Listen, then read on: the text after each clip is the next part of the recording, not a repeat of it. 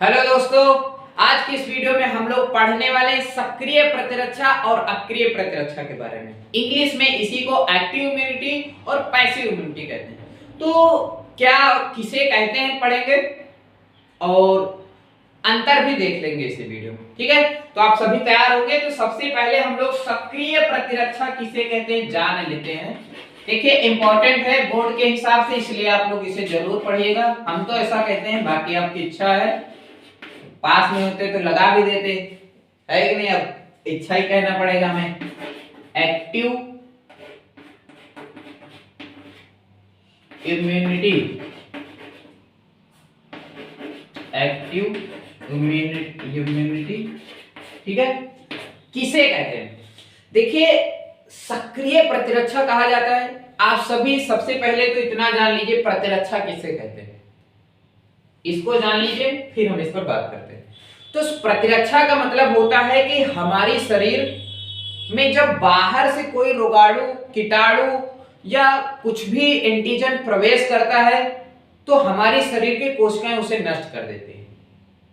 मतलब हमारे शरीर की सुरक्षा करती है। बाहर से कोई आएगा ना, हमारे शरीर के अंदर प्रवेश करेगा कोई कीटाणु, तो शरीर की कोशिकाएं उसको मार देती हैं कि भैया नहीं तो तुम अगर जिंदा रहोगे तो शरीर में रोग पैदा कर दोगे। तो शरीर क्या करता है कि बाहर के कीटाणु अंदर आकर के वृद्धि न करे, इसके लिए वो उसमें शरीर में एक तंत्र पाया जाता है, उसी को प्रतिरक्षा तंत्र बोलते हैं। और यही आपका प्रतिरक्षा भी होता है। तो प्रतिरक्षा समझ में आ गया कि एक तरीके से रक्षा करना, शरीर की रक्षा करना ही प्रतिरक्षा हो गया।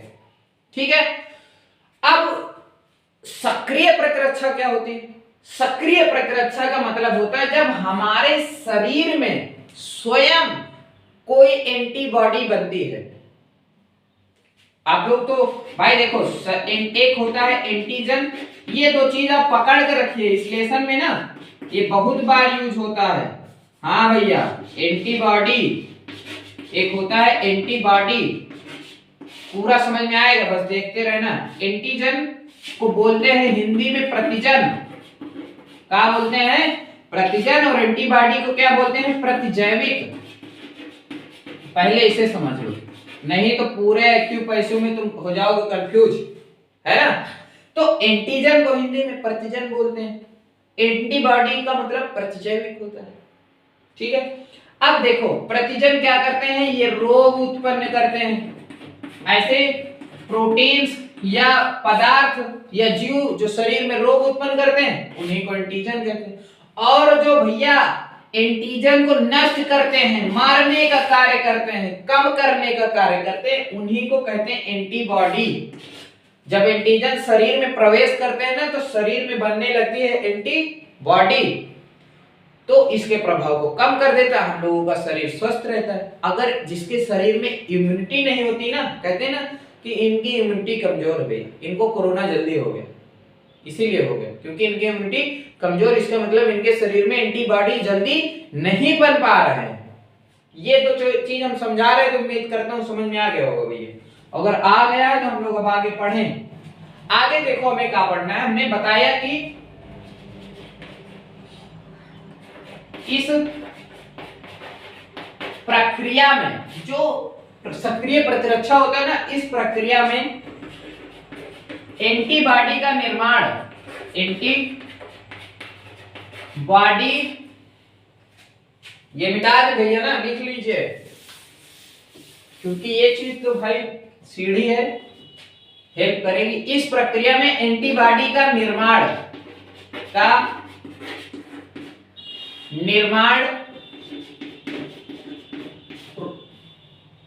रोग समाप्त होने के बाद में शरीर में होता है। समाप्त होने के बाद में शरीर में होता है, बाद में शरीर में होता है। मैं क्लियर बता रहा हूं, एक एक अंतर समझ में आ जाएगा, बस देखते रहना। बाकी काम हमारा है पढ़ाने का, तुम्हारा काम पढ़ने का। ठीक है, तो इस प्रक्रिया में एंटीबॉडी का निर्माण रोग समाप्त होने के बाद में शरीर में होता है। ठीक है, मान लीजिए कि हमें चेचक, आपने देखो ध्यान दिया होगा, आपने ध्यान दिया होगा किसी व्यक्ति को एक ही बार चेचक होता है ज्यादातर, बार बार उसे चेचक नहीं होता। अगर एक बार चेचक हो जाते हैं तो हम लोगों का शरीर ना चेचक वायरस से होता है तो एंटीबॉडीज बना लेता है। इसकी वजह से दोबारा जब वायरस अटैक करता है ना हम लोगों के ऊपर तो वही एंटीबॉडीज उसको कर देती है नष्ट, क्योंकि दवा पहले से बना के रखा है। जैसे मानो हम सीधा साधा खड़े हैं, वायरस का चेचक का वायरस आया हमारे नाक और मुंह से घुस गया शरीर के अंदर।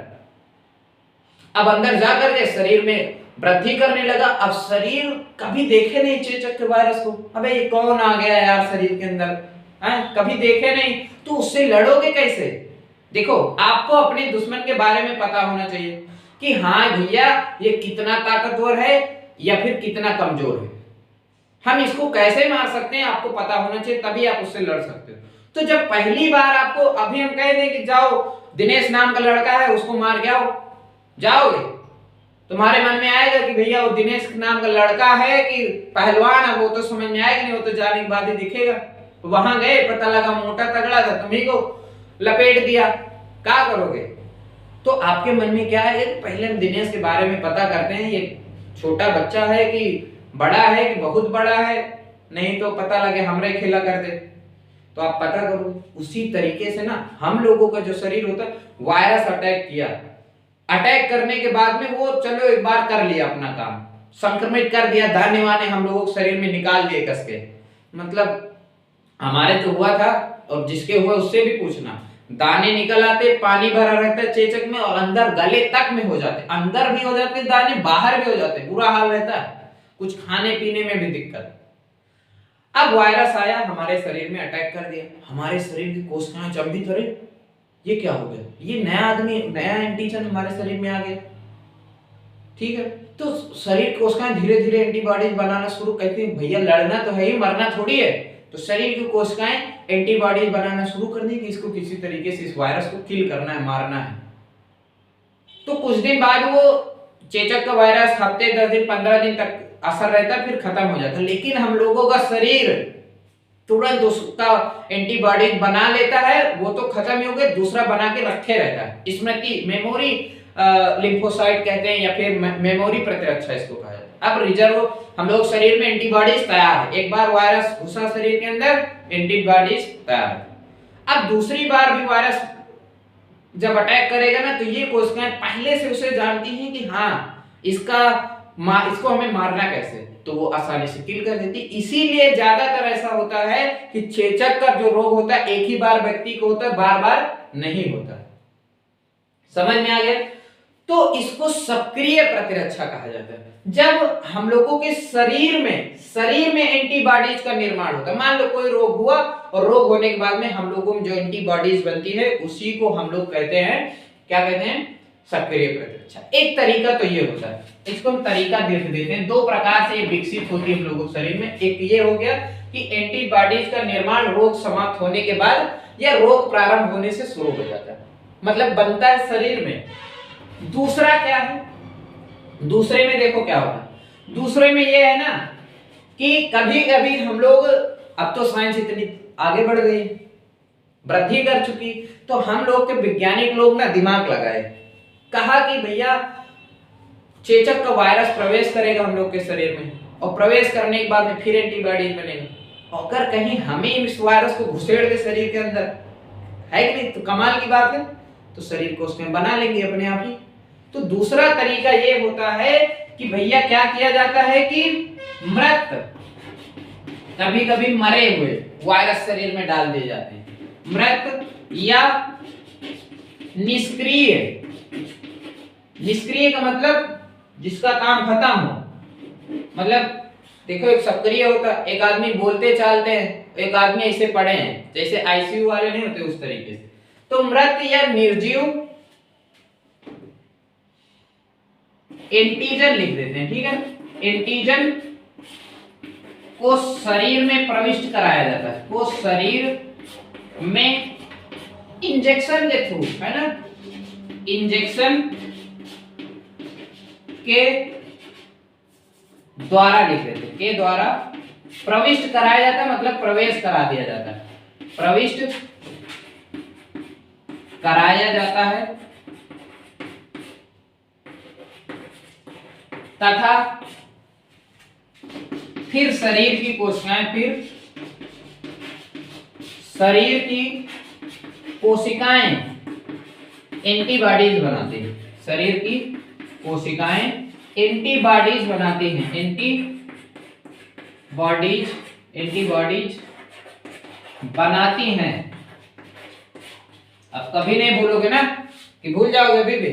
तो देखो पहला चीज हमने बताई थी। दूसरा क्या है कि कभी कभी ना हम लोगों को जैसे टीके नहीं जो होते वो इसी तरीके के, जैसे जो हैजा का टीका होता है, कालरा बोलते हैं जिसको इंग्लिश में, है ना, रेबीज का सब लोग टीका लगवाने जाते हैं। तो उसमें जैसे कोरोना वैक्सीन, कौन भूलेगा इसका उदाहरण, कोरोना वैक्सीन। कोरोना वैक्सीन में जानते हो लोगों को बुखार क्यों आ गया था? क्योंकि भैया उसमें वायरस शरीर के अंदर प्रविष्ट करा दिए गए थे। कुछ लोग बेचारे, ऐसा लोग मानते हैं कि कुछ लोग जिनकी इम्यूनिटी वीक थी वो लोगों का, समझ सकते हैं आप, है ना। तो कोरोना वैक्सीन, मैं आपको इसका उदाहरण दे देता हूं। कोरोना वैक्सीन आपने कोविशील्ड कोवैक्सीन के बारे में पढ़ा, कोविशील्ड और कोवैक्सीन के बारे में पढ़ा। तो ये क्या है, एक तरीके का सक्रिय प्रतिरक्षा उत्पन्न करते हैं। कोरोना वैक्सीन में कुछ और थोड़ी था, कोरोना के जो वायरस थे ना उसको भैया इकट्ठा किया गया, मार मोर के निष्क्रिय करके शरीर में इंजेक्ट कर दिया, सुई लगा दिया ना, वायरस ही थे। अब वो शरीर में गए तो शरीर की कोशिकाएं, अरे ये कौन सा वायरस आ गया, ये क्या हो गया शरीर में, ये कौन सी चीज आ गया, शरीर को टेम्परेचर बढ़ने लगा, बुखार आ गया, ठीक है। शरीर की कोशिकाएं धड़ाधड़ एंटीबॉडीज बनाने लगी कि अरे ये बढ़ जाएगा तो शरीर को कोशिकाओं को दिक्कत होगी, हम लोग परेशान हो जाएंगे। तुरंत एंटीबॉडीज बनाया और अब दोबारा जब कोरोना आएगा ना तो हमारी शरीर की कोशिकाएं पहले से एंटीबॉडीज बनाए रहेंगी, तो उससे लड़ेगी, तो रोग नहीं होगा। समझ में आया ना कि कोरोना इंजेक्शन जो टीके लगाएंगे कैसे काम करते हैं।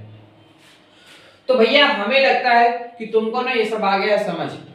जैसे सक्रिय प्रतिरक्षा, अगर नहीं आया तो हम एक बार फिर से दोहरा देते हैं। सक्रिय प्रतिरक्षा ऐसी प्रतिरक्षा होती है जिसमें एंटीबॉडीज का निर्माण शरीर के अंदर होता है। पकड़ लिया? या तो यहां पर लिख लो, तुम ऐसा करो यहां पे लिख लो, पेन लिए बैठे हो ना तो लिख लो कि सक्रिय प्रतिरक्षा ऐसी प्रतिरक्षा होती है जिसमें एंटीबॉडीज का निर्माण शरीर के अंदर होता है। फिर नंबर 1 और 2 डाल के इस तरीके से लिखो। एग्जाम्पल हमने बता ही दिया। तो अगर अब तुम्हें ये समझ में आ गया ना तो कहो तो हम इसको मिटाएं और मिटा करके हम अगला पढ़ाएं। तो चलिए भैया हम मिटाते हैं। अगर आप नहीं लिखे तो इसको इतने पे करिए पुश और ले लीजिए लिख, ठीक है। तो चलो मिटा देते हैं। 2 लाइन मिटी, 3 लाइन मिटी और ये देखो देखते देखते पूरा बोर्ड हो गया साफ।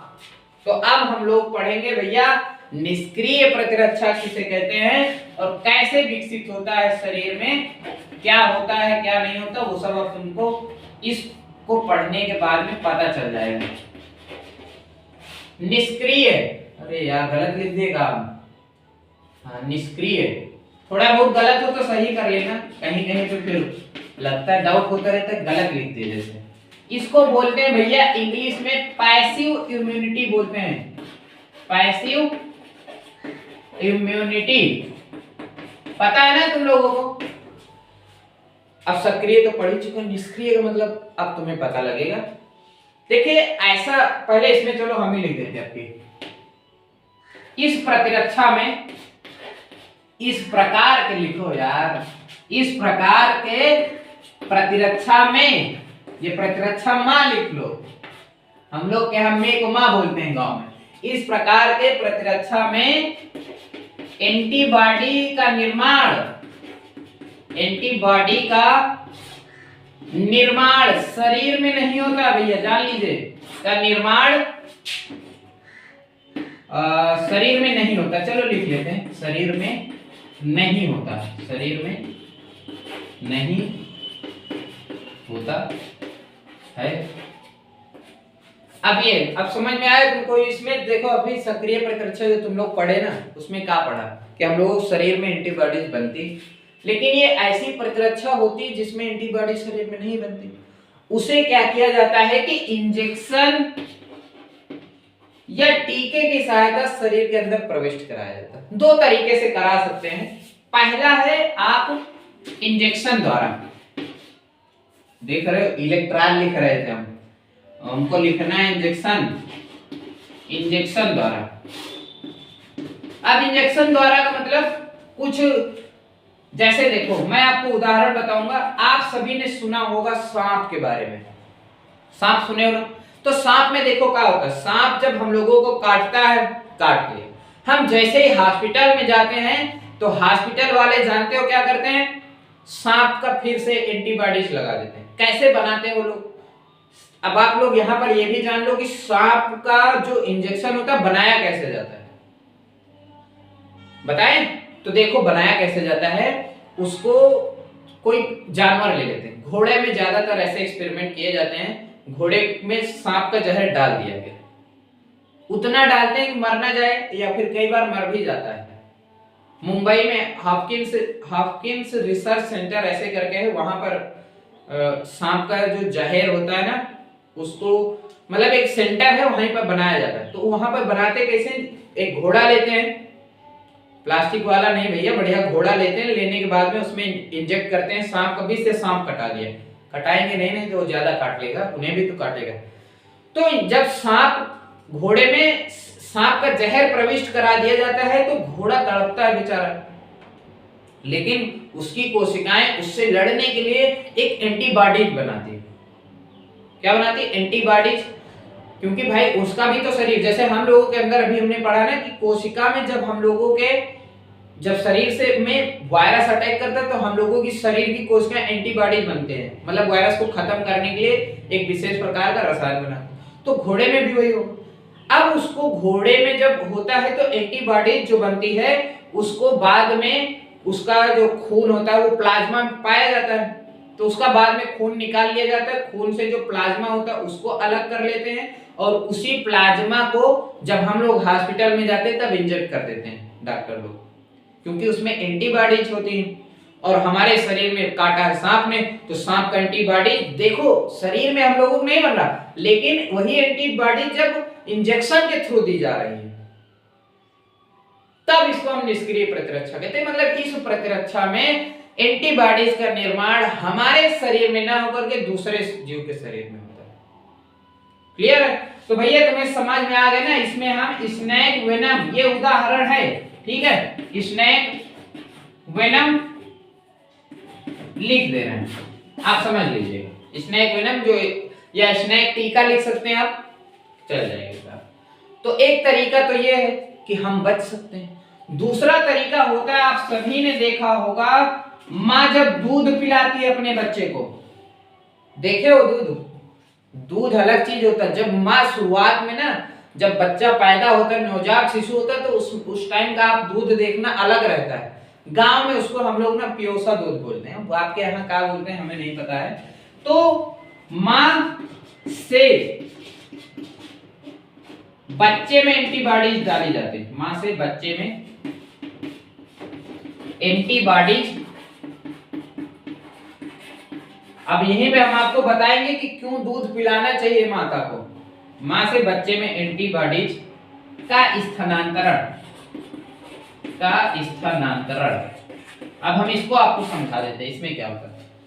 देखो सब लोगों ने सुना है और जानते भी हो कि डॉक्टर लोग कहते हैं कि भैया देखो नवजात शिशु है, अभी अभी जन्मा है, इसको केवल टू केवल अपने मम्मी का दूध पिलाना, इसके मम्मी का। गांव में बोलते हैं, गांव में लोग कई बार बोलते हैं कि भैया देखो दूध बढ़िया ऊपर का पिलाओ पहले, वो पियोसा दूध नहीं पिलाना चाहिए। लेकिन हम आपको बताते पूरी तरीके से गलत है, अंधविश्वास है ये। आपको 6 महीने तक, जैसा डॉक्टर बताते हैं वो पढ़े लिखे भैया गलत थोड़ी बताएंगे तुम्हें, 6 महीने तक मिनिमम माँ का दूध पिलाना चाहिए। बाकी पिलाना हमेशा चाहिए, मतलब जब बच्चों को तो वैसे भी दूध की जरूरत होती है, लेकिन कम से कम इतने दिन तक आप बच्चे को माँ का ही दूध पिलाएं। ऐसा इसलिए क्योंकि माँ के जो दूध में होता है एक एंटीबॉडीज पाई जाती है आपकी IgA, ठीक है, IgE पाई जाती है। और उस जो दूध होता है उसको कोलेस्ट्रम बोलते हैं। ध्यान दीजिएगा, थोड़ी सी याद करने की और समझने की बात है, उसको बोलते हैं कोलेस्ट्रम। जो माता शुरुआत में जो दूध बनाती जिसमें प्रचुर मात्रा में एंटीबॉडीज IgA होती है उसको क्या बोलते हैं? कोलेस्ट्रम। कोलेस्ट्रम पकड़ लीजिए यहां से, अब आप जाने नहीं देना इसे, कोलेस्ट्रम को पकड़ के रखना है। तो कोलेस्ट्रम बनाती है जो दूध निकलता है ना, जिसे हम लोग पियोसा दूध बोलते हैं गांव में, उसी को बोलते हैं कोलेस्ट्रम विज्ञान की भाषा में। और कोलेस्ट्रम ना बच्चे के लिए संपूर्ण पोषक तत्व होते हैं उसमें। हम बोलते हैं कि आप नवजात शिशु को कुछ मत दीजिए, केवल आप उसे माँ का दूध पिलाइए, उसमें स्वयं इतनी पोषक तत्व हैं कि बच्चे की सभी आवश्यकताओं की पूर्ति हो जाती है। तो इसीलिए हमेशा आपके आसपास भी, आपके घर पर भी अगर कोई ऐसा बोलता दिखे कि माँ का दूध नहीं पिलाना चाहिए, तो आप एक बार उसे जरूर समझाएं कि देखो माँ के दूध में ना एंटीबॉडीज IgA पाई जाती है जो कि रोगाणुओं से, बीमारियों से बच्चे की रक्षा करती है, इसलिए उसको पिलाना जरूरी है। हम अपने बच्चे को बताएं खुद में, उसको जब बच्चा पैदा हुआ था उस समय उसके शरीर में WBC प्लेटलेट की संख्या थी लगभग 1,40,000, जो एवरेज होता है 1.5 लाख के ऊपर रहनी चाहिए। लेकिन उसको 3-4 दिन केवल माँ का दूध पिलाया गया, उसकी जानते प्लेटलेट कितनी बढ़ गई? 3 लाख हो गई। मुझे लगता है 6-7 हफ्ते भर के अंदर ही टेस्ट करवाया गया था, 6-7 दिन के अंदर 3 लाख प्लेटलेट बढ़ गई। वो किसी का नहीं, केवल इसी कोलेस्ट्रम का कमाल था। तो कितना ज्यादा इंपॉर्टेंट है आप इस बात को समझिए। देखो पढ़ाई वढ़ाई अलग की बात है, सब चलती रहेगी, लेकिन आप यहां से सीखते क्या हैं, सीख करके अपने जीवन में सुधार क्या लाते हैं, वो चीज जरूरी है। तो अब आपको समझ में आ गया ना कि बच्चे को हमेशा माँ का दूध ही पिलाना चाहिए। वो इसलिए क्योंकि इसमें एंटीबॉडीज IG का मतलब होता है इम्यूनोग्लोबिन A, 5 तरीके की एंटीबॉडीज होती हैं, तो उसी का एक प्रकार है IgA पाई जाती है जो कि रोगाणुओं से बच्चे की रक्षा करते हैं, बीमारियों से बचाती है। तो ये भी देखो, जब माता दूध पिलाती है तो बच्चे में कुछ भी नहीं है, लेकिन वो दूध पिलाती है तो एंटीबॉडीज देखो दूध के माध्यम से बच्चे को दे रहे, बच्चे में नहीं बन रही है। अभी पहले पढ़े थे ना, सक्रिय प्रतिरक्षा बच्चे में, किसी व्यक्ति में अगर निर्मित होगा, शरीर के अंदर निर्मित होगा, तब हम उसे सक्रिय कहते हैं। और अगर किसी माध्यम से शरीर में डाली जाती है तो फिर हम उसे कहते हैं भैया ये तो निष्क्रिय प्रतिरक्षा है, पैसिव इम्यूनिटी है। समझ में आ गया? तो ये चीज होता है। अब आपको समझ में आ गया होगा कि सक्रिय प्रतिरक्षा किसे कहते हैं और निष्क्रिय प्रतिरक्षा किसे कहते हैं।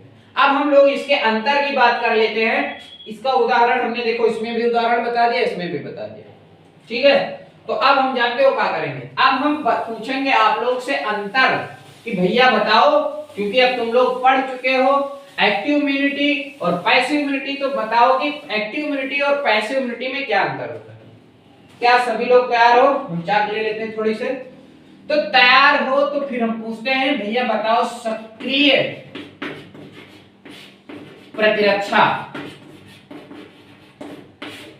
और इधर लिख लेते हैं निष्क्रिय प्रतिरक्षा, ठीक है। निष्क्रिय प्रतिरक्षा, एक्टिव इम्यूनिटी, इसको एक्टिव इम्यूनिटी बोलेंगे और इसको बोलते हैं पैसिव इम्यूनिटी। हिंदी इंग्लिश दोनों में याद करिएगा, आपको बढ़िया रहेगा, ठीक है। बस इतना जानो, बढ़िया रहेगा, काम देगा। फालतू चीज हम नहीं बताएंगे तुम्हें, ना फालतू करेंगे परेशान। तो भैया चलो, अब सबसे पहले सक्रिय प्रतिरक्षा में एंटीबॉडीज कहां बनते हैं? शरीर में बनते हैं। कहां बनते हैं? शरीर के में बनते हैं यार, में लिख लेते हैं, शरीर में बनते हैं, ठीक है। एंटीबॉडीज शरीर में बनते हैं। आप पूरा वाक्य करके लिख लीजिए। निष्क्रिय प्रतिरक्षा में क्या होता है? शरीर में नहीं बनते, ऐसे लिख सकते, शरीर में नहीं बनते हैं, ठीक है।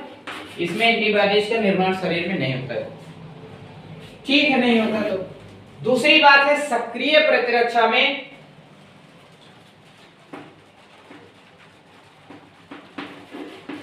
यह प्राकृतिक है, क्योंकि इसमें प्राकृतिक रूप से शरीर में निर्माण हो जाता है एंटीबॉडीज का। और यह कृत्रिम प्रतिरक्षा, इसको आप कृत्रिम प्रतिरक्षा भी बोल सकते हो, ठीक है। और उसे बनने में समय लगता है। एंटीबॉडीज को बनने में समय लगता है भैया, तुरंत नहीं बन जाती। एंटीबॉडीज को बनने में समय लगता है, बनने में समय लगता है, ठीक है। अब ये तुरंत थोड़ी होता है कि नहीं। मान लो कि हमको किसी वायरस शरीर में प्रवेश कर दिया तो शरीर है भैया तुरंत, यहाँ सरकारी काम होता है ऐसे समझ लो। इसमें फिर बनेगा, धीरे धीरे बनेगा। हाँ ये फायदा मिलेगा आपको, उसको चौथा नंबर में लिख सकते हो, ये स्थायी होती है। मतलब एक बार शरीर में बन गई ना तो आपको लंबे समय तक उस रोग से बचाती है। और ये वाली जो होती है इसको बनने में समय तो लगता नहीं, इसको इंजेक्शन बनाओ और डालो शरीर में।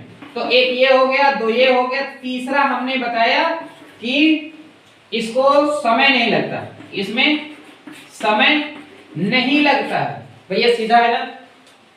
इसको जैसे कि मान लो क्योंकि बनाए रखे रहते हैं ना, कहां से समय लगेगा। शरीर में सांप काटा, इंजेक्शन लगा दिए, हो गए। लेकिन इसमें का समय लगता है, ठीक है। अब ये स्थायी होती और ये भैया स्थायी नहीं होती। आपने सुना होगा कि जो टिटनेस का इंजेक्शन है 6 महीने में, 3 महीने में, जितना भी बताते हैं डॉक्टर उतने में लगवाना चाहिए। इसका मतलब समझ रहे हो कि निष्क्रिय प्रतिरक्षा जो है ना वो आपको जब लगाया जाएगा तभी काम करेगी। अब सांप काट लिया तो तुम्हारे शरीर में जो एंटीबॉडी लगाई जाएगी ना वो जीवन पर्यंत थोड़ी करेगी कि तुम फिर जाओ सांप को पकड़ो तुम्हें काटे कुछ नहीं होगा। अरे भैया ऐसा करना भी मत, क्योंकि निष्क्रिय प्रतिरक्षा है ये। जब शरीर में प्रविष्ट कराई जाती है तो उससे कुछ समय तक उसका प्रभाव रहता है, उसके बाद प्रभाव हो जाता है समाप्त। तो इसका मतलब ये तो डेंजर हो गई, तो इसको हम डेंजर ना करके यहाँ पे अस्थायी लिख देते हैं। चलो लिख दिए भैया कि अस्थायी होती है। और दूसरी बात भैया, एक बात ये भी होती है कि ये नुकसान नहीं करती, कभी भी आपको सक्रिय प्रतिरक्षा से कभी भी नुकसान नहीं होता, ठीक है।